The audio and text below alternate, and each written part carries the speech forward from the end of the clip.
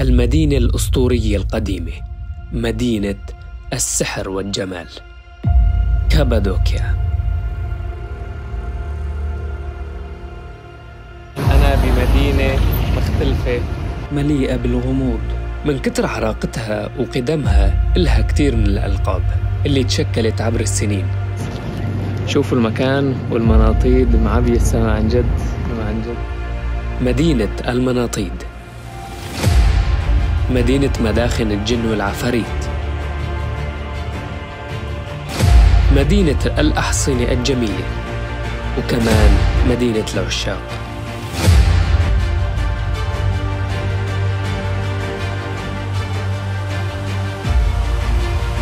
وأنا لقبتها المدينة الساحرة.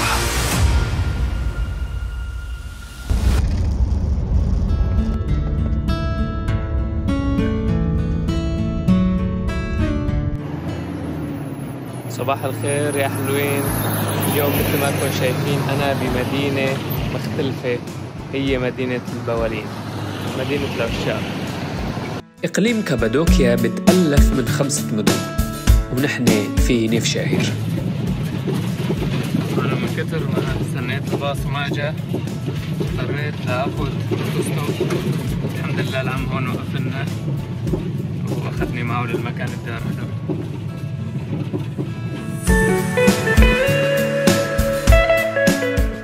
اسم هي المنطقة غوريما، وهي تعتبر المدينة التاريخية واللي بيتواجد فيها مداخن الجن. بحياتي هي أول مرة بعمل أوتوستوب ونجحت فيها الحمد لله، ما أخذ معي وقت كتير لحتى وقف لي. أنا مبسوط اليوم إنه جربت هي التجربة.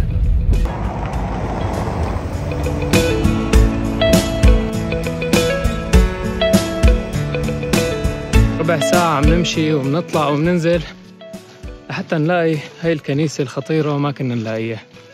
شوفوا لي هالمنظر من هون، اعطوني رأيكم. منظر خريفي بحت.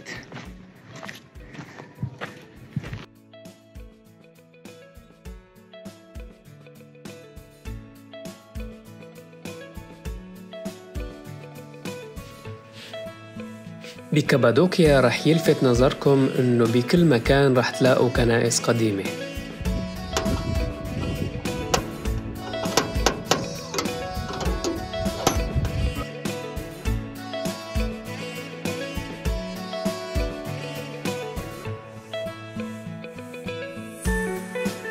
وهي الكنيسة وحدة من هاي الكنائس اللي مثل ما شفنا إنها مبنية داخل وحدة من الجبال اللي بيسموها مداخن العفاريت، وهي واقعة بوسط وادي النظر، وأخذ الاسم من هذا الوادي.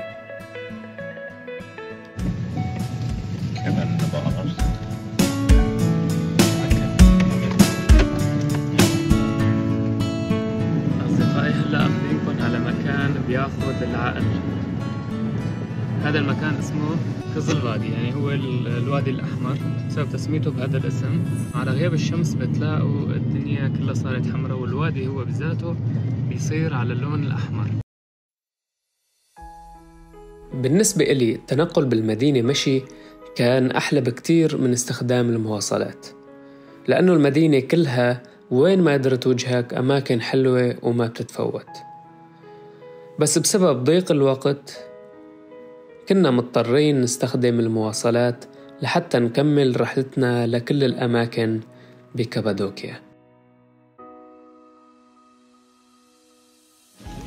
وهلأ وصلنا على الوادي ورح نقعد وننتظر غياب الشمس، وما أحلى هذا الانتظار. بتوقع أنه رح يكون هذا المشهد من أحلى المشاهد اللي رح أشوفها بحياتي. يعني أنا كل مرة بفرجيكم مشهد وبقول لكم هذا أحلى مشهد بشوفه بحياتي، بس هالمرة رح يغلبون لكل المشاهد، رح يكون الأحسن والأجمل بتوقع.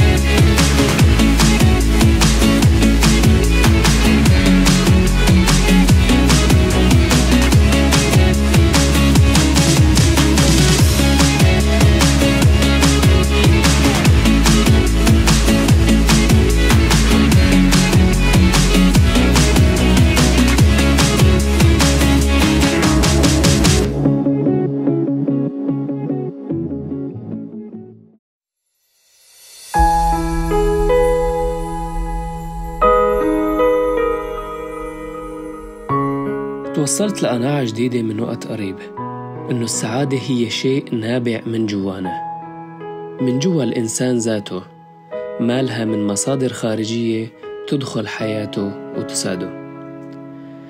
أكيد ما مننكر وجود أشخاص بحياتنا بيكونوا هن مصدر لسعادتنا وتفاؤلنا بمسيرتنا الحياتية،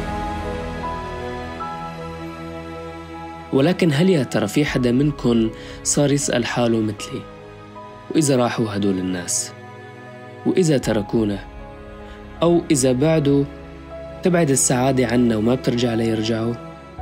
طيب وإذا ما رجعوا؟ هاي كلها تساؤلات صارت تعطيني قناعات جديدة بحياتي، ولسه المشوار طويل ورح نتوصل لأشياء جديدة.